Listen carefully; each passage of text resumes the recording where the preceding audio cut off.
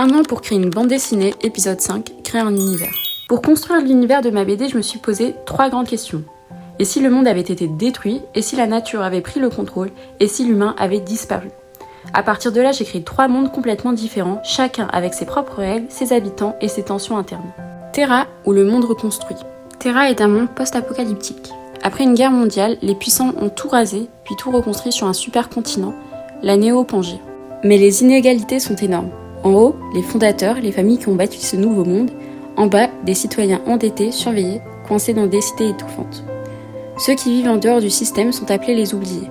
Et dans l'ombre, une milice secrète cherche à tout renverser. Visuellement, c'est brutal. Ruines sacrées, technologie rafistolée, ciel fissuré. Utopia, le monde en symbiose. Utopia, c'est un monde profondément vivant. Ici, la nature domine tout et ses habitants, qu'on appelle les Élians, vivent en harmonie avec elle. Ce sont des êtres proches des elfes, mais physiquement évolués. Perception accrue, communication avec les animaux, fusion avec les éléments.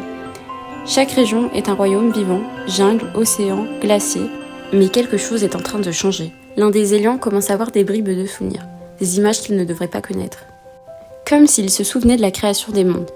Et ça pourrait bien faire tout basculer. Atlantia, le monde machine. Atlantia, c'est un monde entièrement peuplé de cyborgs. Ici, émotions, instincts, libre arbitre, tout ça est vu comme une erreur. Les habitants sont perfectionnés, optimisés, connectés à un conseil central qui gère absolument tout. Mais parfois, il y a des variantes, des anomalies. L'une d'entre elles a commencé à ressentir quelque chose, de l'émotion, du doute, même un début de libre arbitre. Et dans un système qui ne tolère aucun écart, ça devient très dangereux. Pour elle et pour Atlantia. En résumé, ma méthode pour créer un univers, en premier, je commence toujours par une question simple. Et si? J'imagine ensuite les règles du monde, la géographie, les habitants, les conflits, la politique. Et surtout, je place une anomalie, une faille, un petit détail qui fait tout dérailler. Voilà comment j'ai posé les bases de mes 3 univers. Prochain épisode, je vous parle des personnages.